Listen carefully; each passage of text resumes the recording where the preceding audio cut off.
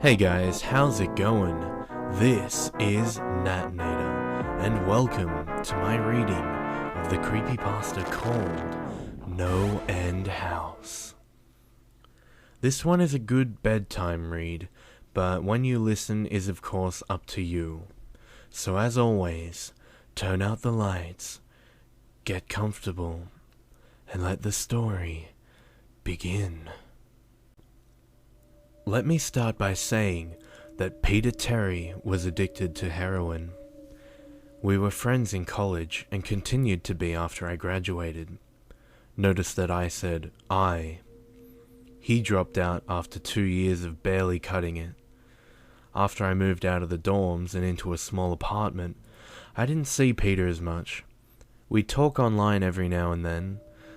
AIM was king in pre-Facebook years. There was a period where he wasn't online for about 5 weeks straight. I wasn't worried. He was a pretty notorious flake and drug addict, so I assumed he just stopped caring. Then one night I saw him log on. Before I could initiate a conversation, he sent me a message. "David, man, we need to talk." That was when he told me about the NoEnd House. It got that name because no one had ever reached the final exit. The rules were pretty simple and cliché. Reach the final room of the building and you win $500. There were 9 rooms in all. The house was located outside the city, roughly 4 miles from my house. Apparently Peter had tried and failed. He was a heroin and who knows what the fuck addict, so I figured the drugs got the best of him and he wigged out at a paper ghost or something. He told me it would be too much for anyone, and that it was unnatural. I didn't believe him. I told him I'd check it out the next night. No matter how hard he tried to convince me otherwise, 500 sounded too good to be true. I had to go. I set out the following night. When I arrived, I immediately noticed something strange about the building. Have you ever seen or read something that shouldn't be scary, but for some reason a chill crawls up your spine? I walked toward the building, and this feeling of uneasiness only intensified as I opened the door. My heart slowed and I let a relieved sigh leave me as I entered. The room looked like a normal hotel lobby, decorated for Halloween. A sign was posted in place of a worker. It read, "Room 1 this way, 8 more follow. Reach the end, and you win." I chuckled and made my way to the first door. The first area was almost laughable. The decor resembled the Halloween aisle of a Kmart, complete with sheet ghosts and animatronic zombies that gave a static growl when you passed by. At the far end was an exit. It was the only door besides the one I'm entering through. I brushed through the fake spiderwebs and headed for the second room. I was greeted by fog as I opened the door to room 2. The room definitely upped the ante in terms of technology. Not only was there a fog machine, but a bat hung from the ceiling and flew in a circle. Scary. They seemed to have a Halloween soundtrack that one would find in a 99-cent store on loop somewhere in the room. I didn't see a stereo, but I guess they must have used a PA system. I stepped over a few toy rats that wheeled around and walked with a puffed chest across to the next area. I reached for the doorknob and my heart sank to my knees. I did not want to open that door. A feeling of dread hit me so hard I could barely even think. Logic overtook me after a few terrified moments, and I shook it off and entered the next room. Room 3 is when things began to change. On the surface, it looked like a normal room. There was a chair in the middle of the wood-paneled floor. A single lamp in the corner did a poor job of lighting the area, casting a few shadows across the floor and walls. That was the problem. Shadows. Plural. With the exception of the chairs, there were others. I'd barely walked in the door and I was already terrified. It was at that moment that I knew something wasn't right. I didn't even think as I automatically tried to open the door I came through.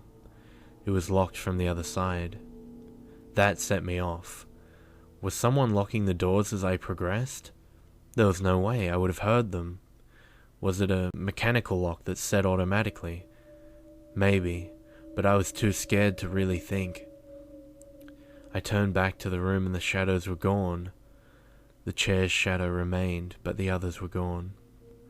I slowly began to walk. I used to hallucinate when I was a kid, so I wrote off the shadows as a figment of my imagination. I began to feel better as I made it to the halfway point of the room. I looked down as I took my steps, and that's when I saw it. Or didn't see it. My shadow wasn't there. I didn't have time to scream. I ran as fast as I could to the other door, and flung myself without thinking into the room beyond. The fourth room was possibly the most disturbing. As I closed the door, all light seemed to be sucked out and put back into the previous room. I stood there, surrounded by darkness, not able to move. I'm not afraid of the dark and never have been, but I was absolutely terrified. All sight had left me. I held my hand in front of my face, and if I didn't, then I wouldn't have known what I was doing. I would never have been able to tell. Darkness doesn't describe it. I couldn't hear anything. It was dead silence.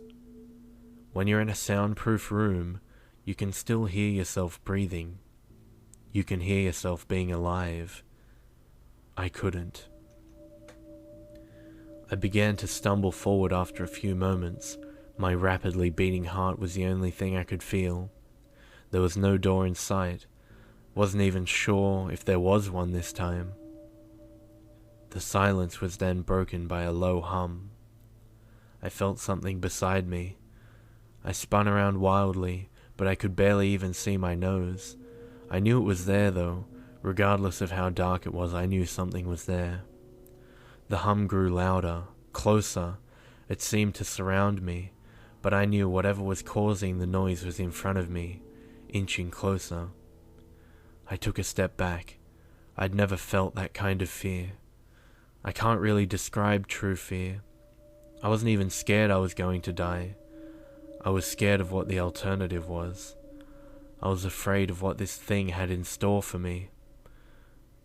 Then the lights flashed for a second and I saw it. Nothing. I saw nothing, and I know I saw nothing there. The room was again plunged into darkness, and the hum became a wild screech. I screamed in protest. I couldn't hear this goddamn sound for another minute. I ran backwards, away from the noise, and fumbled for the door handle. I turned and fell into room 5. Before I describe room 5, you have to understand something. I'm not a drug addict. I have had no history of abuse or any sort of psychosis short of the childhood hallucinations I mentioned earlier. And those were only when I was really tired or just waking up. I entered the NoEnd House with a clear head. After falling in from the previous room, my view of room 5 was from my back, looking up at the ceiling. What I saw didn't scare me, it simply surprised me. Trees had grown into the room and towered above my head. The ceiling in this room was much taller than the others, which made me think I was in the center of the house. I got up off the floor, dusted myself off, and took a look around. It was definitely the biggest room of them all. I couldn't even see the door from where I was. Various brush and trees must have blocked my line of sight with the exit. Up to this point, I figured the rooms were going to get scarier, but this was paradise compared to the last room. I also assumed whatever was in room 4 stayed back there. I was incredibly wrong. As I made my way deeper into this room, I began to hear what one would hear if they were in a forest. Chirping bugs and the occasional flap of birds seemed to be my only company in this room. That was the thing that bothered me the most. I heard the bugs and the other animals, but I didn't see any of them. I began to wonder how big this house was. From the outside, when I first walked up to it, it looked like a regular house. It was definitely bigger on the side, but this was almost a full forest in here. The canopy covered my view of the ceiling, but I assumed it was still there, however high it was. I couldn't see any walls either. The only way I knew I was still inside was that the floor matched the other rooms, the standard dark wood paneling. I kept walking, hoping that the next tree I would pass would reveal the door. After a few minutes of walking, I felt a mosquito fly onto my arm. I shook it off and kept going. A second later, I felt about 10 more land on my skin at different places. I felt them crawl up and down my arms and legs, and a few made their way across my face. I flailed wildly to get them all off, but they just kept crawling. I looked down and let out a muffled scream, more of a whimper to be honest. I didn't see a single bug. Not one bug was on me, but I could feel them crawl. I heard them fly by my face and sting my skin, but I couldn't see a single one. I dropped to the ground and began to roll wildly. I was desperate. I hated bugs, especially ones I couldn't see or touch. But these bugs could touch me, and they were everywhere. I began to crawl. I had no idea where I was going. The entrance was nowhere in sight, and I still hadn't even seen the exit. So I just crawled, my skin wriggling with the presence of those phantom bugs. After what seemed like hours, I found the door. I grabbed the nearest tree and propped myself up, mindlessly slapping my arms and legs to no avail. I tried to run, but I couldn't. My body was exhausted from crawling and dealing with whatever it was that was on me. I took a few shaky steps to the door, grabbing each tree on the way for support. It was only a few feet away when I heard it, the low hum from before. It was coming from the next room, and it was deeper. I could almost feel it inside my body, like when you stand next to an amp at a concert. The feeling of the bugs on me lessened as the hum grew louder. As I placed my hand on the doorknob, the bugs were completely gone, but I couldn't bring myself to turn the knob. I knew that if I let go, the bugs would return, and there was no way I would make it back to room 4. I just stood there, my head pressed against the door marked 6, and my hand shakily grasping the knob. The hum was so loud I could even hear myself pretend to think. There was nothing I could do but move on. Room 6 was next, and room 6 was hell. I closed the door behind me, my eyes held shut and ears ringing. The hum was surrounding me. As the door clicked into place, the hum was gone. I opened my eyes in surprise, and the door I shut was gone. It was just a wall now. I looked around in shock. The room was identical to room 3, the same chair and lamp, but with the correct amount of shadows this time. The only real difference was that there was no exit door, and the one I came in through was gone. As I said before, I had no previous issues in terms of mental instability, but at that moment, I fell into what I now know was insanity. I didn't scream, and I didn't make a sound. At first, I scratched softly. The wall was tough, but I knew the door was there somewhere. I just knew it was. I scratched at where the doorknob was. I clawed at the wall frantically with both hands, my nails being filed down to the skin against the wood. I fell silently to my knees. The only sound in the room was the incessant scratching against the wall. I knew it was there. The door was there. I knew it was just there. I knew if I could just get past this wall. Are you all right? I jumped off the ground and spun in one motion. I leaned against the wall behind me, and I saw what it was that spoke to me. To this day, I regret ever turning around. There was a little girl. She was wearing a soft white dress that went down to her ankles. She had long blonde hair to the middle of her back, and white skin and blue eyes. She was the most frightening thing I had ever seen, and I know that nothing in my life will never be as unnerving as what I saw in her. While looking at her, I saw something else. Where she stood, I saw what looked like a man's body, only larger than normal and covered in hair. He was naked from head to toe, but his head was not human and his toes were hooves. It wasn't the devil, but at that moment it might as well have been.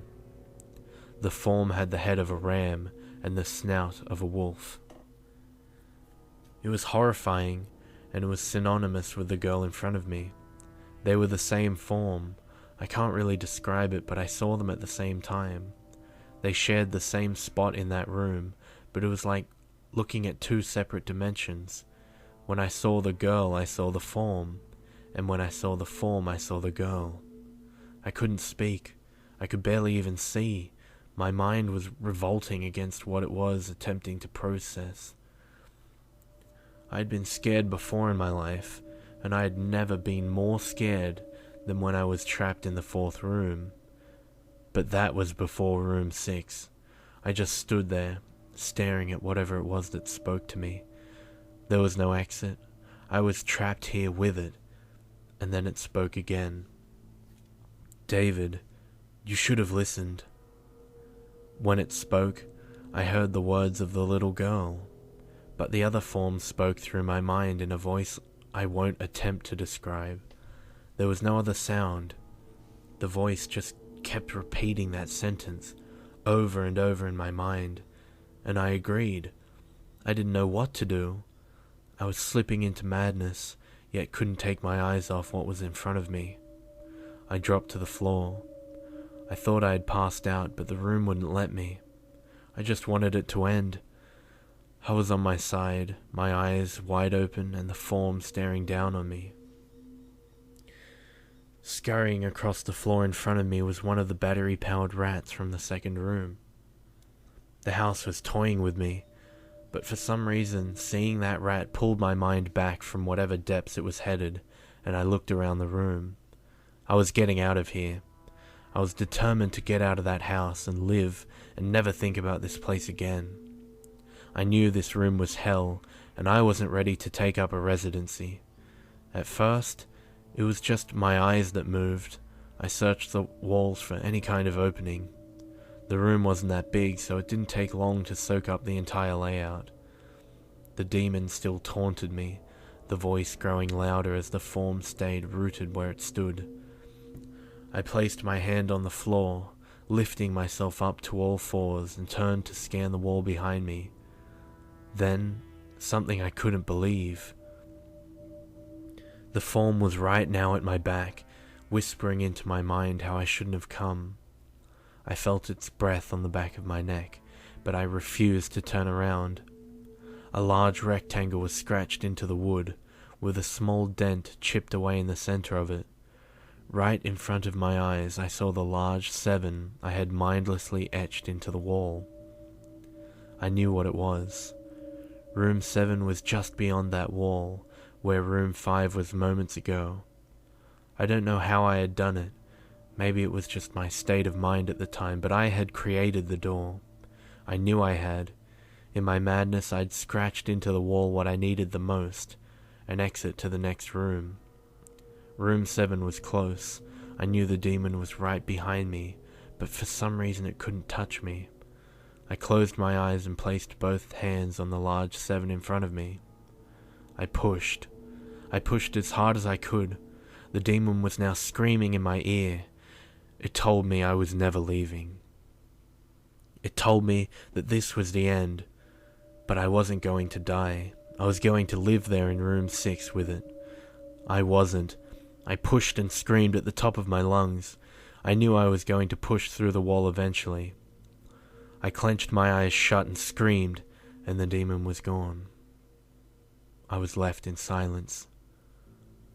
I turned around slowly and was greeted by the room as it was when I entered, just a chair and a lamp. I couldn't believe it, but I didn't have time to well. I turned back to the 7 and jumped back slightly. What I saw was a door. It wasn't the one I had scratched in, but a regular door with a large 7 on it. My body was shaking. It took me a while to turn the knob. I just stood there for a while, staring at the door. I couldn't stay in room 6. I couldn't, but if this was only room 6, I couldn't imagine what 7 had in store. I must have stood there for an hour, just staring at the 7. Finally, with a deep breath, I twisted the knob and opened the door to room 7. I stumbled through the door mentally exhausted and physically weak. The door behind me closed, and I realized where I was. I was outside. Not outside like room 5, but actually outside. My eyes stung. I wanted to cry. I fell to my knees and tried, but I couldn't. I was finally out of that hell. I didn't even care about the prize that I was promised. I turned and saw that the door I went through was the entrance. I walked to my car and drove home, thinking of how nice a shower sounded. As I pulled up to my house, I felt uneasy. The joy of leaving NoEnd House had faded, and dread was slowly building in my stomach. I shook it off as residual from the house and made my way to the front door. I entered and immediately went up to my room. There on my bed was my cat, Baskerville. He was the first living thing I had seen all night, and I reached to pet him. He hissed and swiped at my hand. I recoiled in shock, as he had never acted like that before. I thought, whatever, he's an old cat. I jumped in the shower and got ready for what I was expecting to be a sleepless night. After my shower, I went to the kitchen to make something to eat. I descended the stairs and turned into the family room, and what I saw would be forever burned into my mind, however. My parents were lying on the ground, naked and covered in blood. They were mutilated to near unidentifiable states. Their limbs were removed and placed next to their bodies, and their heads were placed on their chests, facing me. The most unsettling part was their expressions. They were smiling, as though they were happy to see me. I vomited and sobbed there in the family room. I didn't know what happened. They didn't even live with me at the time. I was a mess. Then I saw it. A door that was never there before. A door with a large 8 scrawled on it in blood. I was still in the house. I was standing in my family room, but I was in room 7. The faces of my parents smiled wider as I realized this. They weren't my parents. They couldn't be, but they looked exactly like them. The door marked 8 was across the room.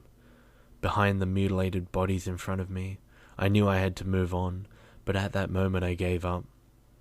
The smiling faces tore into my mind. They grounded me where I stood. I vomited again and nearly collapsed. Then the hum returned. It was louder than ever, and it filled the house and shook the walls. The hum compelled me to walk. I began to walk slowly, made my way closer to the door and the bodies. I could barely stand, let alone walk, and the closer I got to my parents, the closer I came to suicide. The walls were now shaking so hard, it seemed as though they were going to crumble, but the faces smiled at me. As I inched closer, their eyes followed me. I was now between the 2 bodies, a few feet away from the door. The dismembered hands clawed their way across the carpet towards me, all while the faces continued to stare. New terror washed over me and I walked faster. I didn't want to hear them speak. I didn't want the voices to match those of my parents. They began to open their mouths, and the hands were inches from my feet. In a dash of desperation, I lunged towards the door, threw it open, and slammed it behind me. Room 8. I was done.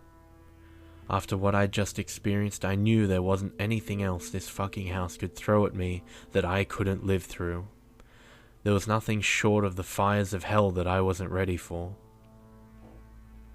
Unfortunately, I underestimated the abilities of the NoEnd House.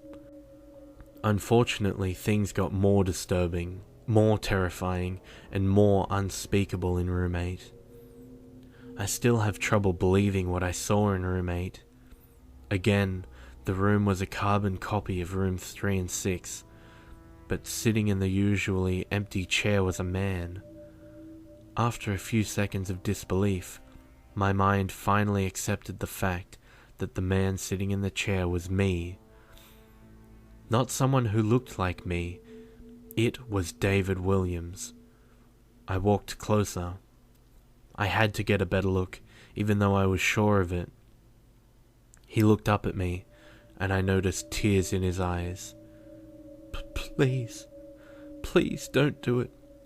Please don't hurt me. What? I asked. Who are you? I'm not going to hurt you. Yes, you are. He was sobbing now. You're going to hurt me, and I don't want you to. He sat in the chair with his legs up and began rocking back and forth. It was actually pretty pathetic looking, especially since he was me, identical in every way. Listen, who are you? I was only now a few feet away from my doppelganger. It was the weirdest experience yet, standing there talking to myself. I wasn't scared, but I would be soon. Why are you? You're going to hurt me. You're going to hurt me if you want to leave. You're going to hurt me. Why are you saying this? Just calm down, alright? Let's try and figure this. And then I saw it. The David sitting down was wearing the same clothes as me, except for a small red patch on his shirt embroidered with the number 9. You're going to hurt me, and you're going to hurt me. Please don't. You're going to hurt me. My eyes didn't leave that small number on his chest. I knew exactly what it was. The first few doors were plain and simple, but after a while, they got a little more ambiguous. 7 was scratched into the wall, but by my own hands. 8 was marked in blood above the bodies of my parents, but 9. This number was on a person, a living person. Worse still, it was on a person that looked exactly like me. David? I had to ask. Yes? You're going to hurt me, you're going to hurt me. He continued to sob and rock. He answered to David. He was me, right down to the voice, but that 9. I paced around for a few minutes while he sobbed in his chair. The room had no door, and similarly to room 6, the door I came through was gone. For some reason I assumed that scratching would get me nowhere this time. I studied the walls and floor around the chair, sticking my head underneath to see if anything was below. Unfortunately, there was. Below the chair was a knife. Attached was a tag that read, "To David, from management." The feeling in my stomach as I read that tag was something sinister. I wanted to throw up, and the last thing I wanted to do was remove that knife from under the chair. The other David was still sobbing uncontrollably. My mind was spinning into an attic of unanswerable questions. Who put this here, and how did they get my name? Not to mention the fact that as I knelt on the cold wood floor, I also sat in that chair, sobbing in protest of being hurt by myself. It was all too much to process. The house and the management, they'd been playing games with me this whole time. My thoughts for some reason to turn to Peter, and whether or not he got this far.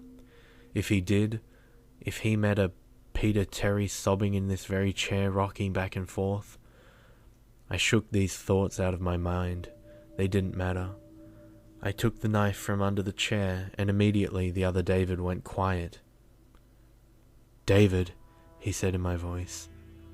What do you think you're going to do? I lifted myself from the ground and clenched the knife in my hand. I'm going to get out of here. David was still sitting in the chair, though he was very calm now. He looked up at me with a slight grin. I couldn't tell if he was going to laugh or strangle me. Slowly, he got up from the chair and stood, facing me. His height and even the way he stood matched mine. I felt the rubber hilt of the knife in my hand and gripped it tighter. I don't know what I was planning on doing with it, but I had a feeling I was going to need it. Now, his voice was slightly deeper than my own. I'm going to hurt you.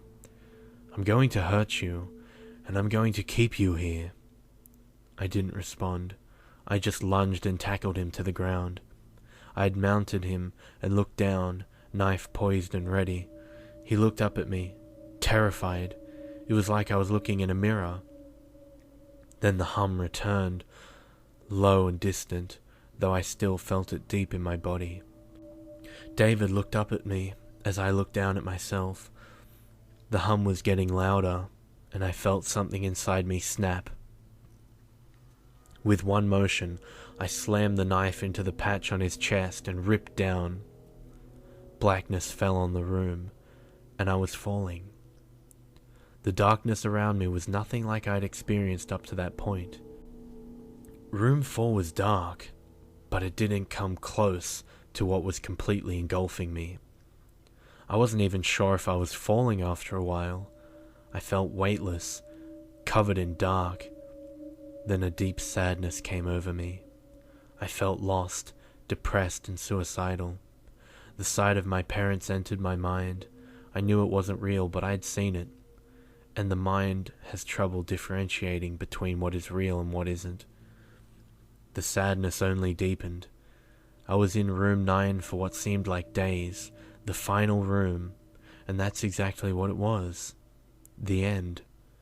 NoEnd House had an end, and I had reached it. At that moment, I gave up. I knew I would be in that in-between state forever, accompanied by nothing but darkness. Not even the hum was there to keep me sane. I had lost all senses. I couldn't feel myself. I couldn't hear anything. Sight was completely useless here. I searched for a taste in my mouth and found nothing. I felt disembodied and completely lost. I knew where I was. This was hell. Room 9 was hell. Then it happened. A light. One of those stereotypical lights at the end of the tunnel. I felt ground come up from below me and I was standing. After a moment or two of gathering my thoughts and senses, I slowly walked toward that light.